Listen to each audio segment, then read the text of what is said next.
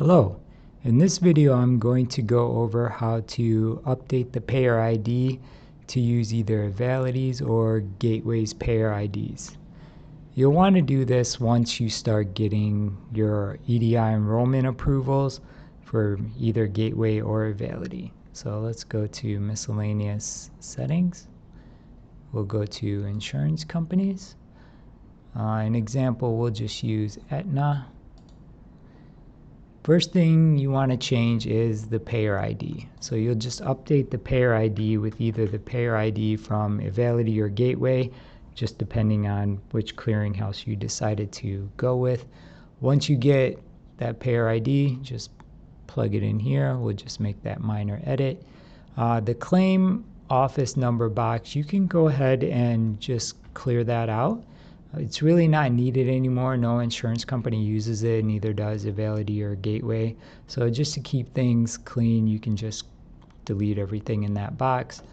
The next thing and the final thing that you'll want to change is the billing type.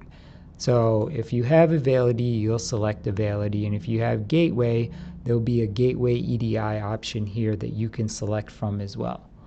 Once you select the correct one for the clearinghouse that you'll be going with, for example, we'll just pick Availity here, click Save Entry, and that's it. Now you are ready to start submitting claims through either Gateway or Availity.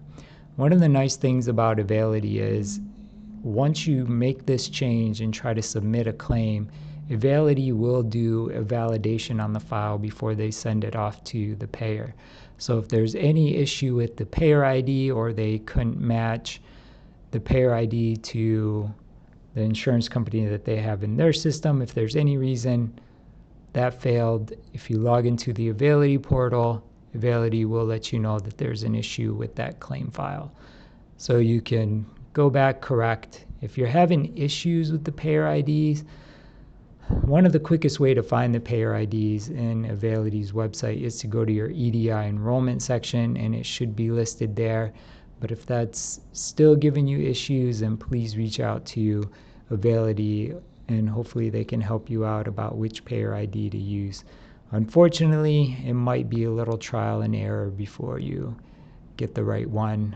And unfortunately, Availity does not have matching per se, meaning they can't tell you that if you use this payer ID for Blue Cross EDI, this is what the equivalent is for Availity.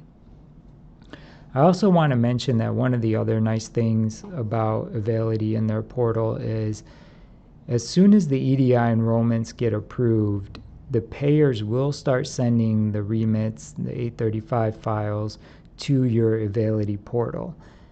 Sometimes this occurs before Availity will set up the SFTP credentialing, which is what eMedical Notes needs, which is what we need to configure the system so you can send your claim files and where we can download the 835s from Availity. So sometimes there is a lag before, you might get the 835s before the SFTP stuff is set up.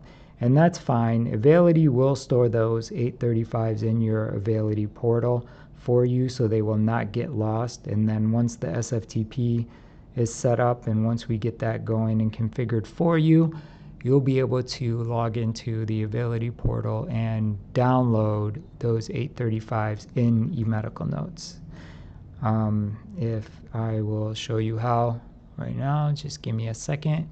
We'll log into Avality's web portal and I'll show you how you can download those remits back into eMedical Notes. Once you log into Avality's portal, to get to this screen, you'll go to Payments, Remit File Downloads. It'll take you to this screen. If you have any remits or 835s, this is where they all get stored on Avality's website. So if they say downloaded, that means they were successfully sent to eMedical Notes and you should see them in the billing section. If by chance you don't, you can go ahead and check here. And the ones that say ready for download, you have to be careful. Some of these are the PDFs. We don't do anything with those, but any of the remits and the ERAs, that need to go into eMedical Notes, go ahead and click here. Just check off the ones that you need.